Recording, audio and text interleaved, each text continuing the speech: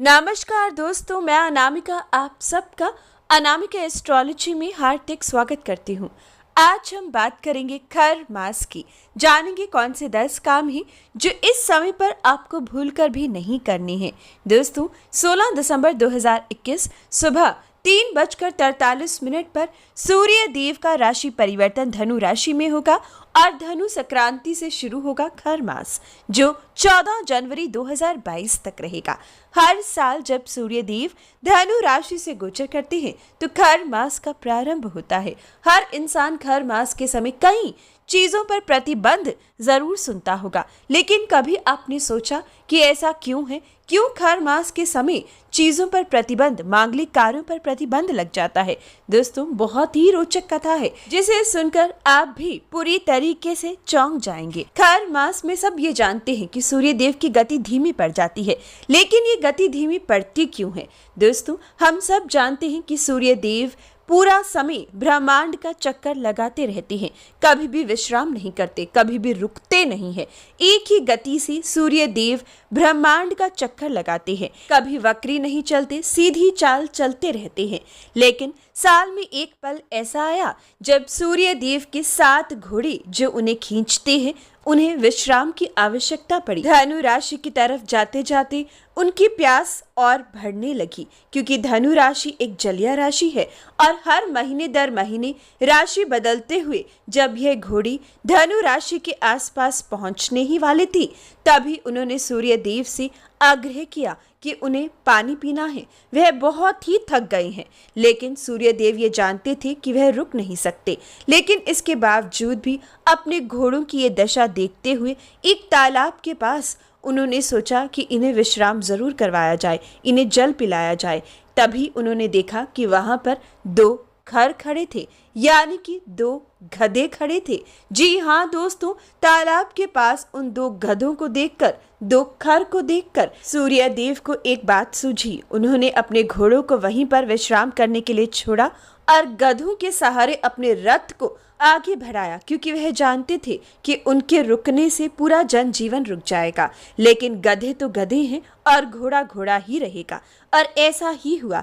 गधों ने उस रथ को जरूर खींचा, लेकिन सूर्य देव की गति को धीमा कर डाला, और इसीलिए जब धनु राशि से सूर्य देव गोचर करते हैं तब उनके घोड़े विश्राम करते हैं और खर द्वारा उन्हें खींचे जाने पर इसे खर मास बताया गया।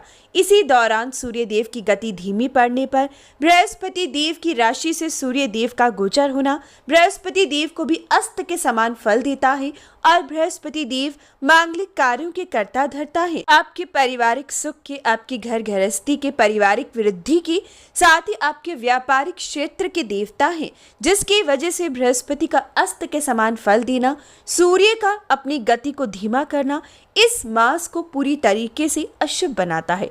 ऐसा अशुभ कि मांगलिक कार्य खर मास के दौरान वर्जित हो जाते हैं। इसीलिए इस दौरान किए गए कार्य पूरा फल कभी नहीं देते।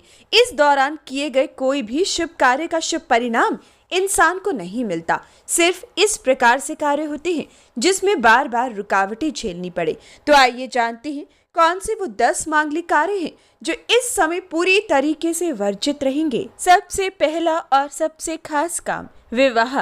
जी हाँ दोस्तों, इस समय विवाह वर्जित रहता है। शादी की खरीदारी या फिर इस समय विशेषकर शादी का सोना या फिर शादी का जोड़ा नहीं खरीदना चाहिए। इस महीने आपको विवाह संबंधित कोई भी कार्य नहीं करना चाहिए। दूसरी विशेष बात, सगाई भी इस समय वर्जित रहती है। गृह प्रवेश आप इस समय नहीं कर सकते। नए कारोबार की शुरुआत यानी कि दुकान या फैक्ट्री का मुहूर्त आपको इस खर मास में नहीं करना है, नहीं तो ऐसा कारोबार कभी भी फल नहीं देता। रुकावटें, परेशानियां ऐसे व्यक्ति को झेलनी पड़ती है। नया वाहन आपको खर मास के दौरान नहीं खरीदना है। नया घर आपको इस समय नहीं चुनना है, यानी कि घर खरीदना इस समय वर्जित रहेगा। नींव पूजा आपको खर मास में नहीं करनी है, यानी कि जो लोग जमीन खरीदते हैं, घर की शुरुआत करना चाहें, नींव रखना चाहें, तो इस समय आपके लिए खर मास में ये बिल्कुल भी शुभ नहीं रहेगा। दोस्तों, शुभ कार्य शुभ समय पर ही करना फलदायी साबित होता है, इस बात का विशेष ध्यान रखिएगा। वैसे भी इन सभी कामों के लिए एक सही मुहूर्त निकलवा कर ही आपको आगे बढ़ना चाहिए। बच्चे का नामकरण भी आपको खर मास में नहीं करना चाहिए। मुंडन या कान छिदवाने जैसी प्रक्रिया भी आपको इस समय रोकनी चाहिए। और खर मास के दौरान आपको सूर्य शांति की पूजा करवानी चाहिए। खर मास के दौरान गेहूं और गुड़ का दान करना चाहिए। रविवार के दिन सूर्य देव को जल जरूर दीजिएगा। मजदूरों की मदद कीजिएगा।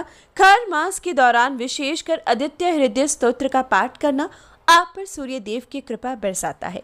तो दोस्तों, ये थी विशेष जानकारी। हर अच्छी बुरी खबर के लिए जय सिया राम जरूर लिखा करें। वीडियो को लाइक, शेयर और चैनल को सब्सक्राइब करें। धन्यवाद।